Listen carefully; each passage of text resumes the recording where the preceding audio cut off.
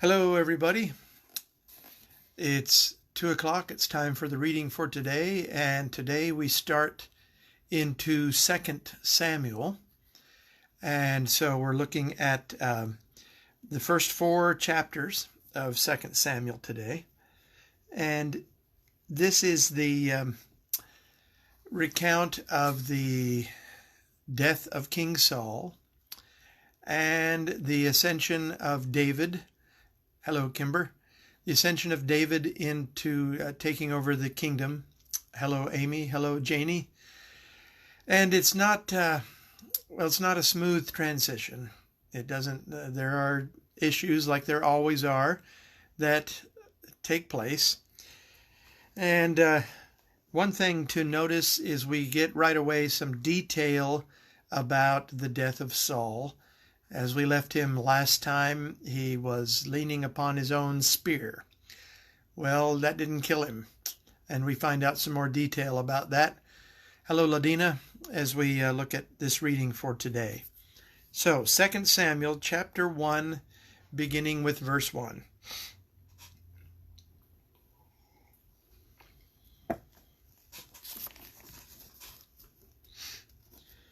After the death of Saul, when David had returned from striking down the Amalekites, David remained 2 days in Ziklag, and on the 3rd day, behold, a man came from Saul's camp, with his clothes torn and dirt on his head, and when he came to David, he fell to the ground and paid homage. David said to him, "Where do you come from?" And he said to him, "I have escaped from the camp of Israel." And David said to him, "How did it go? Tell me." And he answered, "The people fled from the battle, and also many of the people have fallen and are dead. And Saul and his son Jonathan are also dead."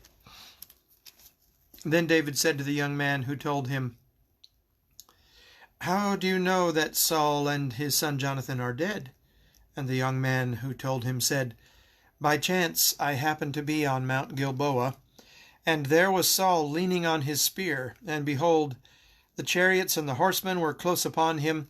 And when he looked behind him, he saw me, and he called to me, and I answered, 'Here I am.' And he said to me, 'Who are you?' I answered him, 'I am an Amalekite.' And he said to me, 'Stand beside me and kill me, for anguish has seized me, and yet my life still lingers.'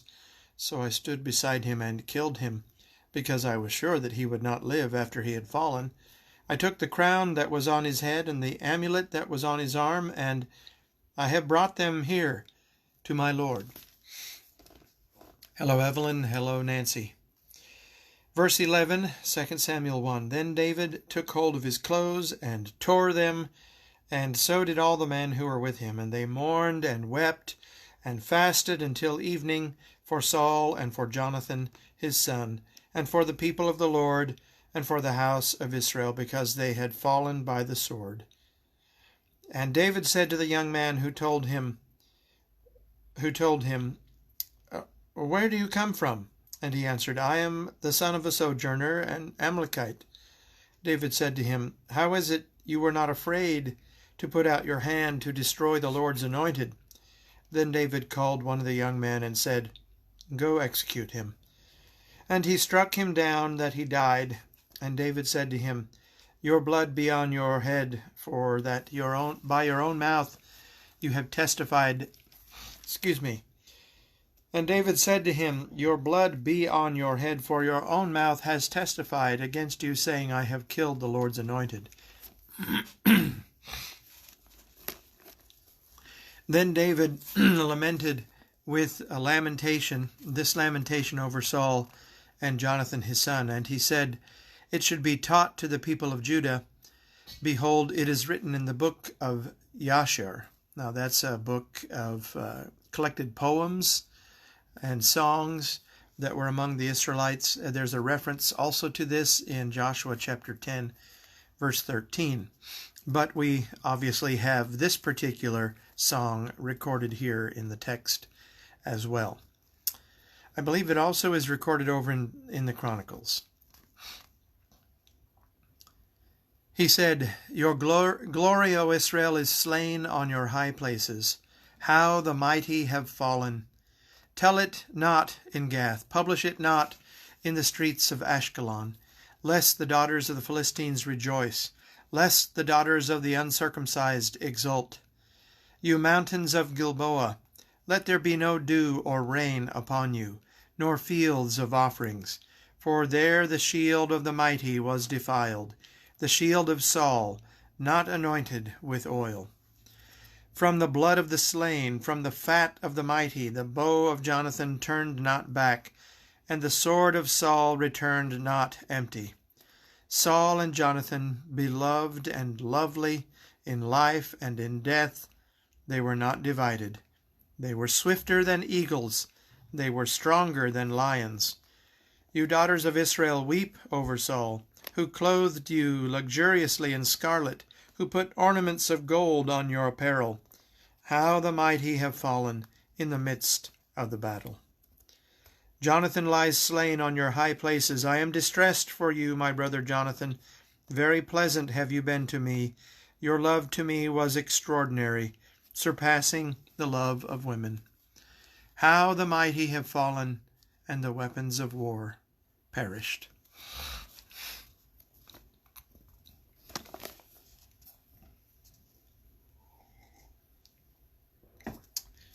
Sad days. Well, now David is anointed king over Judah, and we see the events that transpire in the days subsequent to that. Chapter 2. After this David inquired of the Lord, Shall I go up into any of the cities of Judah? And the Lord said to him, Go up. David said, To which shall I go up? And he said, To Hebron. So David went up there, and his 2 wives also, Ahinoam of Jezreel, and Abigail, the widow of Nabal of Carmel. And David brought up his men who were with him, every one with his household, and they lived in the towns of Hebron. And the men of Judah came, and there they anointed David king over the house of Judah. Hello, Wanda Ledford. When they told David it was the men of Jabesh-Gilead who buried Saul, David went and sent messengers to the men of Jabesh-Gilead and said to him, May you be blessed by the Lord, because you showed this loyalty to Saul your lord, and buried him. Now may the Lord show steadfast love and faithfulness to you, and I will do good to you, because you have done this thing. Now therefore let your hands be strong, and be valiant, for Saul your lord is dead, and the house of Judah has anointed me king over them. But Abner, the son of Ner, commander of Saul's army, took Ishbosheth, the son of Saul, and brought him over to Mahanaim. And he made him king over Gilead, and the Asherites, and Jezreel, and Ephraim, and Benjamin, and all Israel. Ishbosheth, Saul's son, was 40 years old when he began to reign over Israel, and he reigned 2 years, but the house of Judah followed David. And the time that David was king in Hebron over the house of Judah was 7 years and 6 months. Just a little interesting note there. The seeds of division between Judah and Israel were really there from the very beginning, and here we get a little glimpse of that. David is ruling in Judah, and Ishbosheth is made king. He is the younger son of Saul, and he's made king over Israel. There's that distinction between the Hebron people, the Judah people, and the Israel people. Verse 12, Abner, son of Ner, and the servants of Ishbosheth, the son of Saul, went out from Mahanaim to Gibeon, and Joab, the son of Zeruiah, and the servants of David went out and met them at the pool of Gibeon, and they sat down, the one on the one side of the pool, and the other on the other side of the pool. And Abner said to Joab, Let the young men arise and compete before us. And Joab said, Let them arise. Then they arose and passed over by number 12 for Benjamin and Ishbosheth, the son of Saul, and 12 of the servants of David. And each caught his opponent by the head and thrust his sword into his opponent's side, so they fell down together. Therefore that place was called Helkath Hazurim, which is in Gibeon. And the battle was very fierce that day, and Abner and the men of Israel were beaten before the servants of David. And the 3 sons of Zeruiah were there, Joab, Abishai, and Asahel. Now Asahel was as swift of foot as a wild gazelle. And Asahel pursued Abner, and as he went he turned neither to the right hand nor to the left from following Abner. Then Abner looked behind him and said, "Is that you, Asahel?" And he answered, "It is I." Abner said to him, "Turn aside to your right hand or to your left, and seize one of the young men and take your spoil." But Asahel would not turn aside from following him. And Abner said to Asahel, "Turn aside from following me. Why should I strike you to the ground? How then could I lift up my face to your brother Joab?"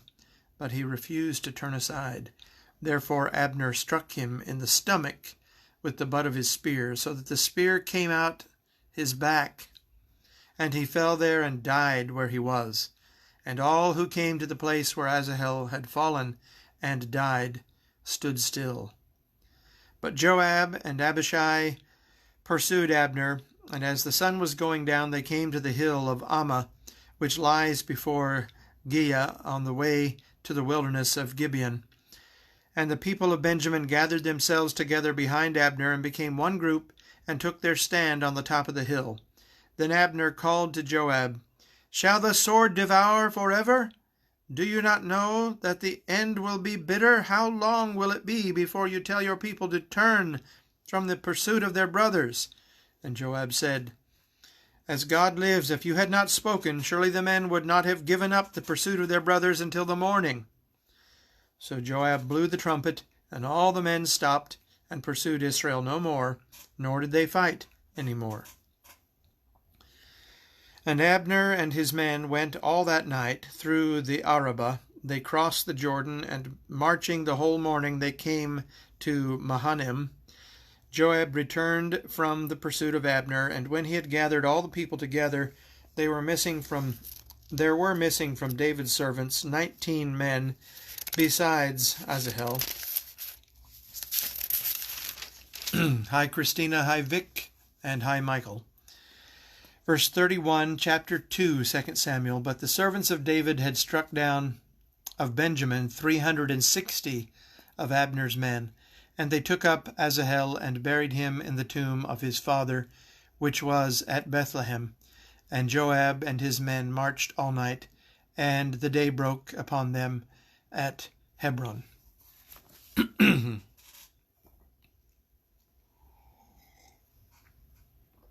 Chapter 3. There was a long war between the house of Saul and the house of David, and David grew stronger and stronger, while the house of Saul became weaker and weaker.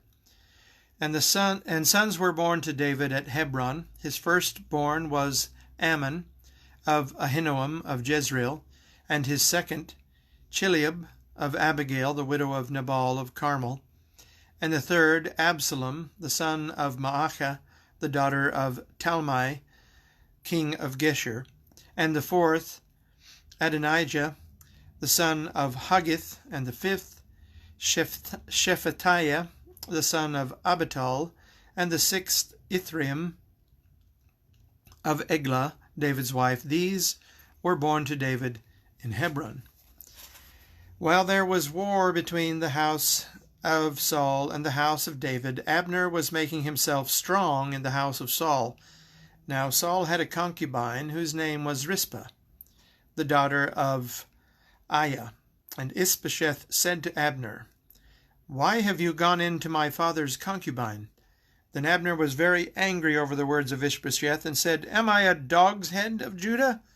To this day I keep showing steadfast love to the house of Saul your father, to his brothers, to his friends, and have not given you into the hand of David, and yet you charge me today with a fault concerning a woman? God do so to Abner, and more also, if I do not accomplish for David what the Lord has sworn to him, to transfer the kingdom from the house of Saul, and set up the throne of David over Israel and over Judah, from Dan to Beersheba." And Ishbosheth could not answer Abner another word because he feared him. Hello, Dan. Verse 12. And Abner sent messengers to David on his behalf, saying, To whom does the land belong? Make your covenant with me, and behold, my hand shall be with you to bring over all Israel to you. And he said, Good, I will make a covenant with you, but one thing I require of you, that is, you shall not see my face, unless you first bring Michal, Saul's daughter, with you, when you come and see my face. Then David sent messengers to Ishbosheth, Saul's son, saying, Give me my wife Michal, for whom I paid the bridal price of 100 foreskins of the Philistines. And Ishbosheth sent and took her from her husband Paltiel, the son of Laish, but her husband went with her, weeping after her all the way to Bahurim. Then Abner said to him, Go, return. And he returned.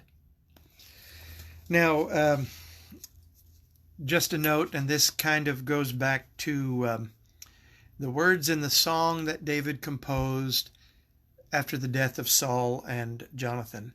The statement that he makes about the love of Jonathan surpassing the love of women. Well, you look at the, just in general, the way that women were treated in the culture at that time, and the women in David's life at that time, and just that whole picture in general does not bode very favorably regarding the way of relations between men and women.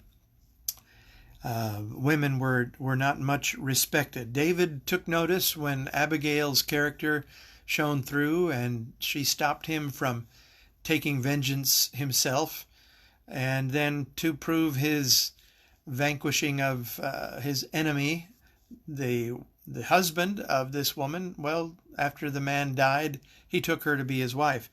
This situation goes way back to when Michal was taken as a pawn, taken away from David. She'd been promised by her father Saul to David, now, and then she's taken away and made to be the wife of this other man, this Paltiel, who comes crying after the caravan that's bringing her back.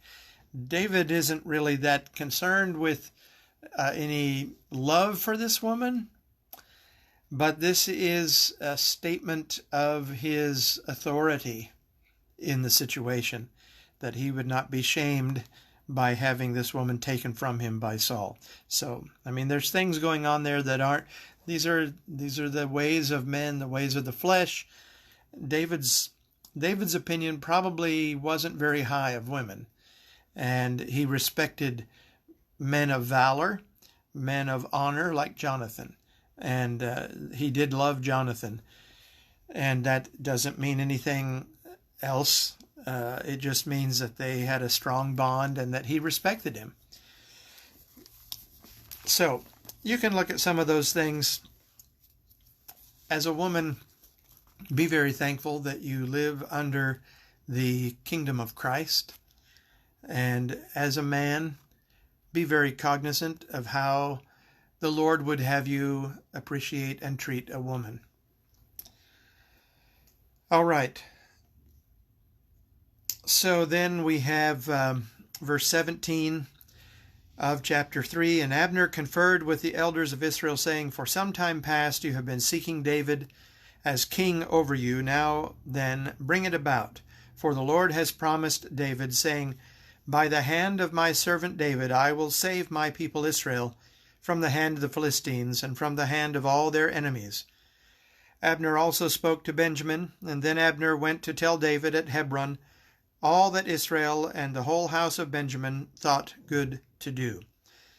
When Abner came with 20 men to David at Hebron, David made a feast for Abner and the men who were with him. And Abner said to David, I will arise and go and will gather all Israel to my lord the king, that they may make a covenant with you, and that you may reign over all that your heart desires. So David sent Abner away, and he went in peace. Just then the servants of David arrived with Joab from a raid, bringing much spoil with them. But Abner was not with David at Hebron, for he had sent him away, and he had gone in peace. When Joab and all the army that was with him came, it was told Joab, Abner the son of Ner came to the king, and he has let him go, and he has gone in peace. Then Joab went to the king and said, What have you done? Behold, Abner came to you. Why is it that you have sent him away, so that he is gone? You know that Abner the son of Ner came to deceive you, and to know your going out and your coming in, and to know all that you are doing. In other words, you just can't trust that guy. Well, Joab was correct in his assessment of the character of Abner. Abner is all about Abner. However, Joab also has a vengeance grudge because Abner had killed his younger brother, Asahel. Verse 26, When Joab came out from David's presence, he sent messengers after Abner, and they brought him back from the cistern at Sirah. But David did not know about it. And when Abner returned to Hebron, Joab took him aside into the midst of the gate to speak with him privately. And there he struck him in the stomach, so that he died for the blood of Asahel, his brother. Now, as I'm reading in the ESV, it says, struck him in the stomach. Remember the story of Asahel. Asahel was running behind Abner. Abner put his spear behind him, the blunt end of the spear. It went through the stomach of Asahel. That would be a very painful way to go. And then he just left him there, bleeding out, dying on the trail. Well, your King James says struck him under the fifth rib. Well, you count your ribs, and that's the area we're talking about. Under the protection of the rib cage, up through all those vital organs. And so Joab murders Abner in the same way that Abner had murdered his brother Asahel. 28. Afterward, when David heard of it, he said, I and my kingdom are forever guiltless before the Lord for the blood of Abner, the son of Ner. May it fall upon the house of Joab and upon all his father's house. And may the house of Joab never be without one who has a discharge, or who is leprous, or who holds a spindle, or who falls by the sword, or who lacks bread. So Joab and Abishai, his brother, killed Abner because he had put their brother Asahel to death in the battle at Gibeon. Then David said to Joab and to all the people who were with him, Tear your clothes and put on sackcloth and mourn before Abner. And King David followed the bier, that is, that's what that's called, that they carry a body on.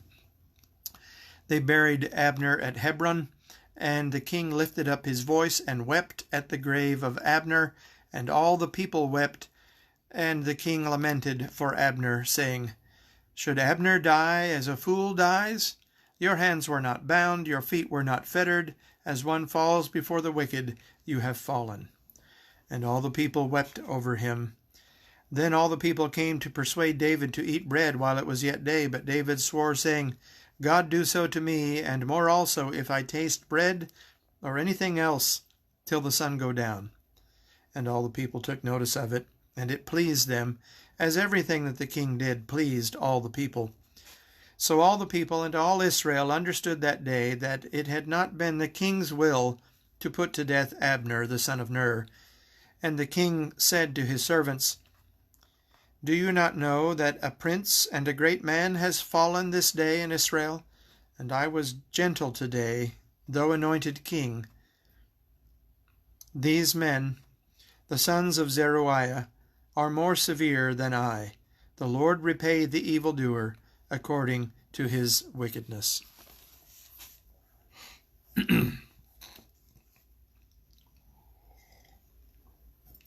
All right, ready for chapter 4. When Ishbosheth, Saul's son, heard that Abner had died at Hebron, his courage failed, and all Israel was dismayed. You keep seeing this distinction about Israel and then the people who are with David. So, there was definitely a division in the people's minds. Now Saul's son had 2 men who were captains of raiding bands. The name of the one was Benaiah, and the name of the other Rechab, sons of Rimmon, a man of Benjamin from Beeroth, for Beeroth is counted as part of Benjamin. The Beerothites fled to Gittaim and have been sojourners there to this day. Jonathan the son of Saul had a son who was crippled in his feet. He was 5 years old when the news about Saul and Jonathan came from Jezreel, and his nurse took him up and fled, and as she fled in her haste, she fell, and he became lame, and his name was Mephibosheth. Now the sons of Rimmon the Beerothite, Rechab and Baanah, set out, and about the heat of the day they came to the house of Ishbosheth as he was taking his noonday rest. And they came into the midst of the house as if to get wheat, and they stabbed him in the stomach. Then Rechab and Baanah, his brother, escaped, and when they came into the house, as he lay on his bed in his bedroom, they struck him and put him to death and beheaded him. They took his head and went by the way of Arabah all night, and brought the head of Ishbosheth to David at Hebron. And they said to the king, "Here is the head of Ishbosheth, the son of Saul, your enemy, who sought your life. The Lord has avenged my lord, the king, this day on Saul and on his offspring." Now, 2 things to remember here. Remember, Jonathan made David promise not to harm his descendants, which David promised to do. And also the slaughter of this man, Mephibosheth, was not authorized by David. And he did draw a very clear distinction between murder, as we've seen, and what happens in battle when a man must kill another man in battle. So these men come back with the head of Mephibosheth, and they think they're going to be in good standing with the king for what they have done, but they are going to be finding out quite the opposite. So David answered Rechab and Baanah, his brother, the sons of Rimmon, the Beerothite, "As the Lord lives, who has redeemed my life out of every adversity, when one told me, 'Behold, Saul is dead,' and thought he was bringing good news, I seized him and killed him at Ziklag, which was the reward I gave him for his news. How much more then, when wicked men have killed a righteous man in his own house, on his bed, shall I not now require his blood at your hand, and destroy you from the earth?"